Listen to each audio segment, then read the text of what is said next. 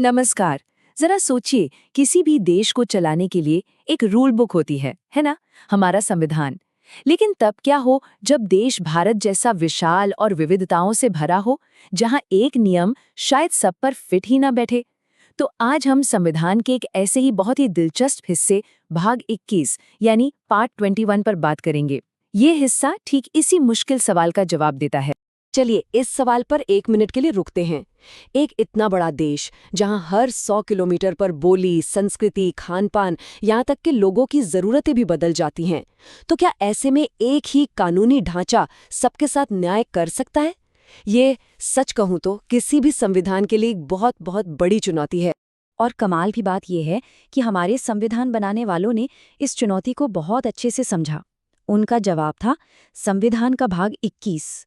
ये हिस्सा इस बात को मानता है कि देखिए, कभी-कभी देश को एक साथ जोड़े रखने के लिए एक जैसे नियमों से ज्यादा समझदारी और लचीलेपन की जरूरत पड़ती है।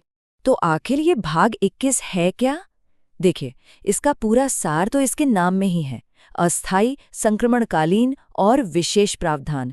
अस्थायी मतलब जो कुछ वक्त के लिए हैं। संक्रमणकालीन मतलब जो एक दौर से दूसरे दौर में जाने में मदद करें। और सबसे जरूरी विशेष, जो कुछ राज्यों की खास जरूरतों के हिसाब से बनाए गए हैं।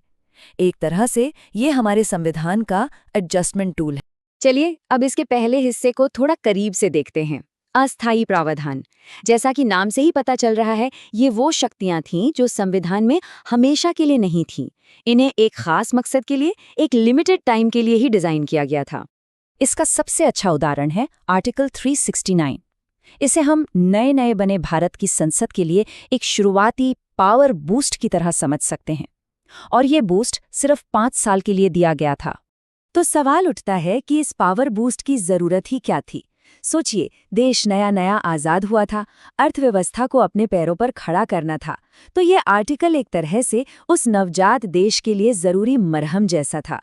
इसने संसद को 5 साल के लिए कपास, खाने पीने की चीजें और स्टील जैसे जरूरी सामानों पर कानून बनाने की ताकत दी, ताकि देश में स्थिरता आ सके।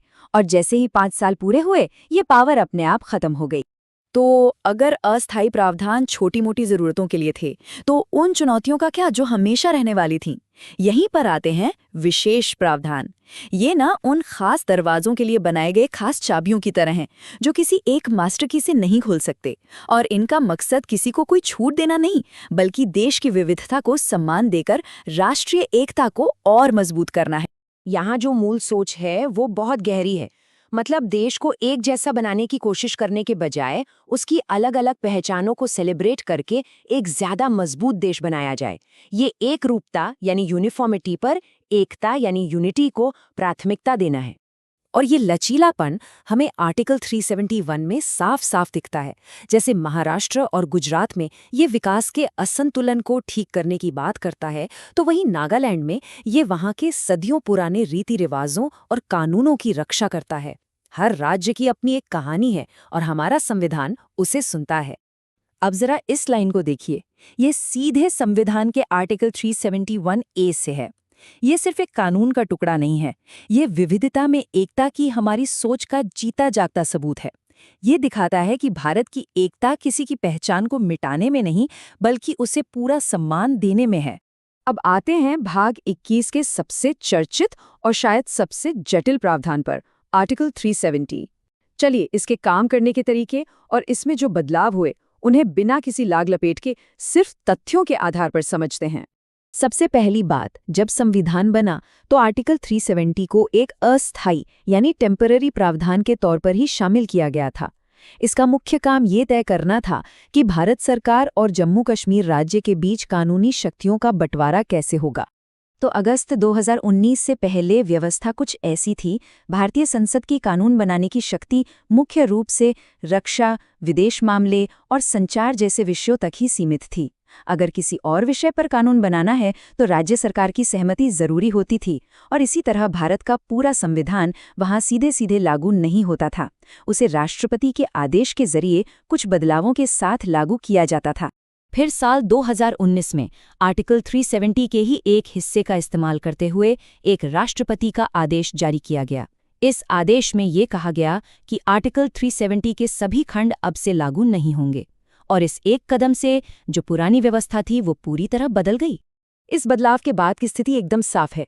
अब भारतीय संसद के पास जम्मू और कश्मीर के लिए कानून बनाने की वैसी ही पूरी शक्ति है जैसी देश के बाकी राज्यों के लिए है, और भारत के संविधान के सभी प्रावधान वहां अब बिना किसी बदलाव या अपवाद के पूरी तरह से लागू होते हैं। तो इस पूरी चर्चा का सार क्या है? ये हमें हमारे संविधान के मूल चरित्र के बारे में एक बहुत गहरी बात बताता है, और वो ये है कि हमारा संविधान एक अनुकूलनशील यानी अडैप्टेबल दस्तावेज है। ये जो भाग 21 है, ये इस बात का सबूत है कि भारत का संविधान कोई पत्थर की लकीर नहीं है। ये तो एक जीता जागता दस्तावेज है जिसमें देश की बदलती ज़रूरतों और हालात के साथ खुद को ढालने की एक गजब की क्षमता है। तो चलिए फटाफट दोहरा लेते हैं कि आज की इस चर्चा से कौन सी मुख्य बातें हमें ध्यान में रखनी है। पहली, कि संविधान कठोर होने के बजाय लचीले भी हो सकते हैं। दूसरी, अस्थायी प्रावधान फौरी समस्याओं को सुलझाने के काम आते हैं। तीसरी, विशेष प्रावधान विविधता का सम्मान करते हैं, और इन सब का एक ही मकसद है, समायोजन के जरिए देश की एकता को बनाए रखना। और आखिर में ये हमें एक बहुत बड़े सवाल पर लाकर छोड़ देता है कि राष्ट्रीय एकता और क्षेत्रीय स्वायत्तता, इन दोनों के बीच वो सही संतुलन क्या है।